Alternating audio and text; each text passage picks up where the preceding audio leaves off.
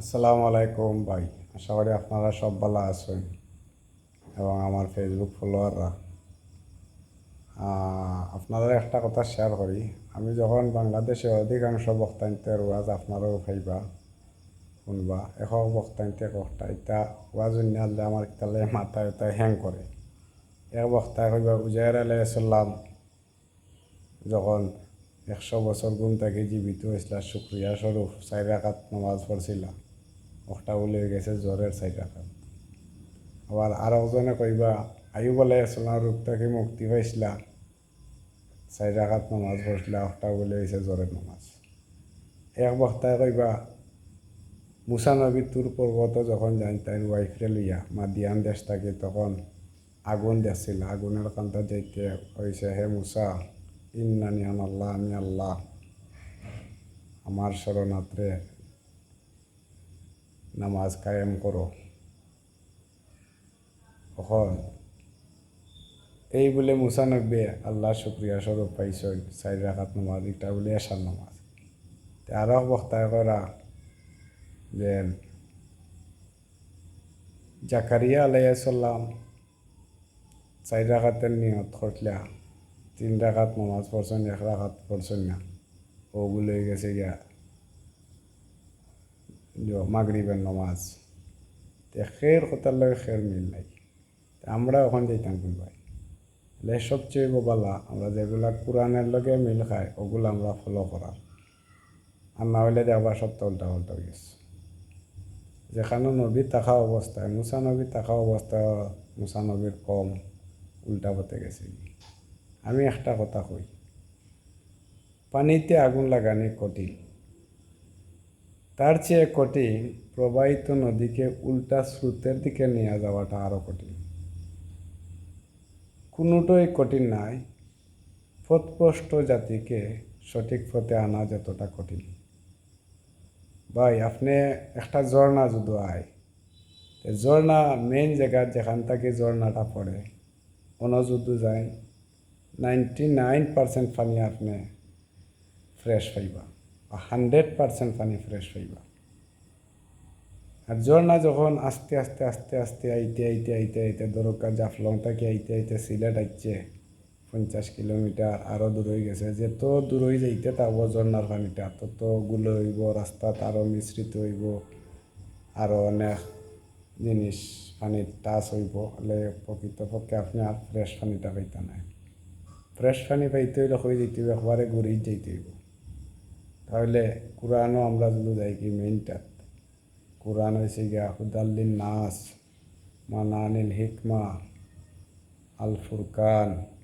সূরা মুহাম্মদের 24 নম্বর আয়াত দেখবা, সূরা জাসিয়ার 6 নম্বর আয়াত দেখবা, আর সূরা মায়েদার 99 নম্বর আয়াত দেখবা।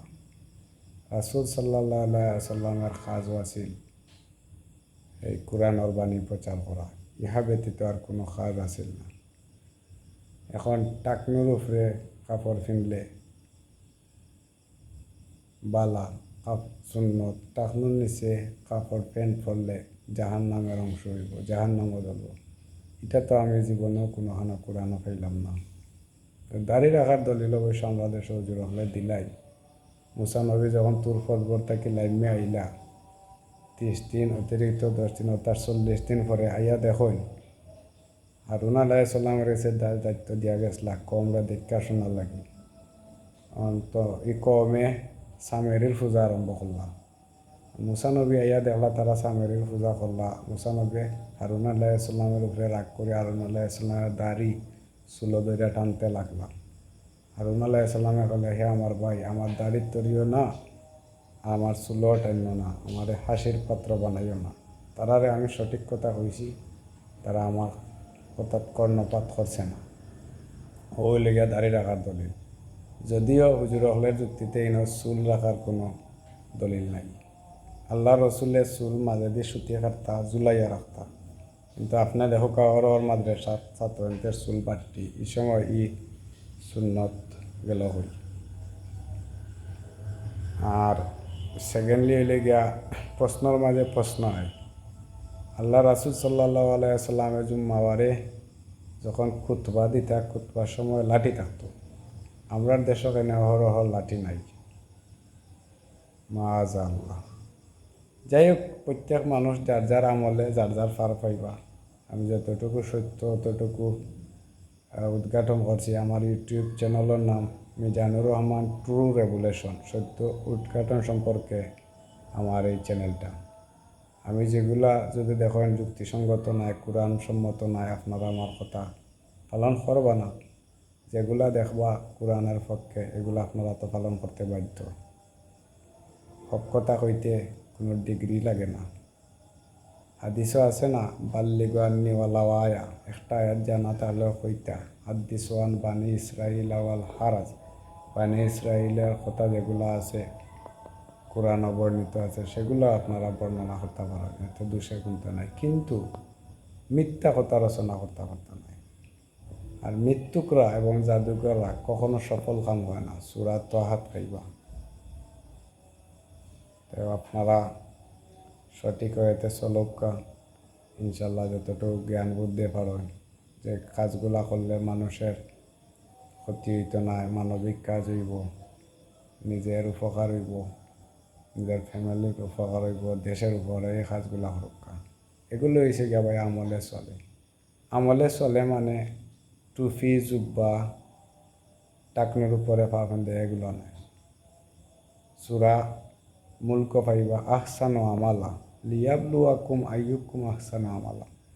আহসান এই হইলে গিয়া আহসান, যেগুলা নেক আমল, উত্তম আমল, সঠিক আমল, অথেন্টিক আমল দেখো আহসানু আমালা।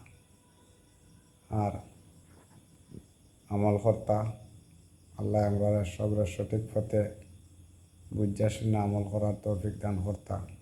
কেউ আমার কথায় কষ্ট পাইবা না, আমার সেই লগে কোনো মন মালিন্য নাই, সেগুলো আমি হিংসা করি না। আমরা সঠিকটা জানতাম চাই, আর জানতে হইলে তো প্রশ্ন করা লাগবো।